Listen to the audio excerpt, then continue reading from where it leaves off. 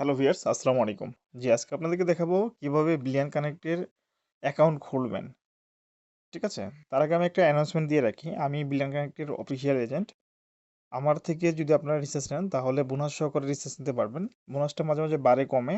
10% থেকে শুরু করে 50% পর্যন্ত হয়। আর আমার কাছ থেকে নিলে রিসার্চ নিলে তার সাথে, সাথে এই সার্ভিসগুলো পাবেন। আপনাদের আইডিতে কোনো সমস্যা হলে বা আউট কল যাচ্ছে না বা এনআইডিতে আপনার সাবমিট দিতে প্রবলেম হচ্ছে, আমাদের মাধ্যমে আপনারা এই হেল্পগুলোও পাবেন।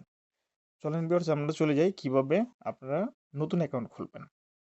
ফার্স্ট টাইম আপনারা তো এখানে লগ ইন করবেন যে কোনো বাংলাদেশি নাম্বার দিয়ে ওটিপি নিয়ে।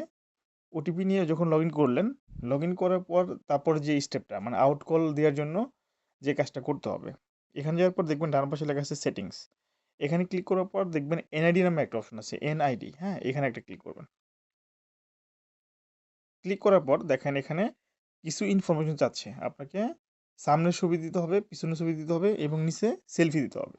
আচ্ছা, আমি এখান থেকে আমি বলে দিচ্ছি, আমি এখানে দিচ্ছি না এখন। তো আপনার এনআইডি কার্ডের সামনের ছবি দিলেন, এখানে অ্যাডজাস্ট করে দিলেন। তারপর আপনার পিছনের এনআইডি কার্ড দিলেন।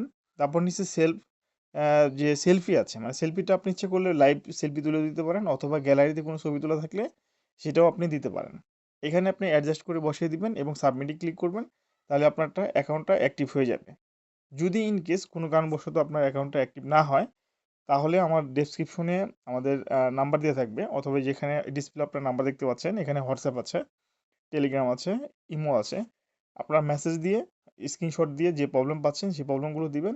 আমরা টেকনিক্যাল টিমের হেল্প নিয়ে আপনাদের অ্যাকাউন্টটি অ্যাক্টিভ করে দিব, অথবা নেক্সট যে স্টেপ আছে সেই স্টেপগুলো আমরা জানিয়ে দিব।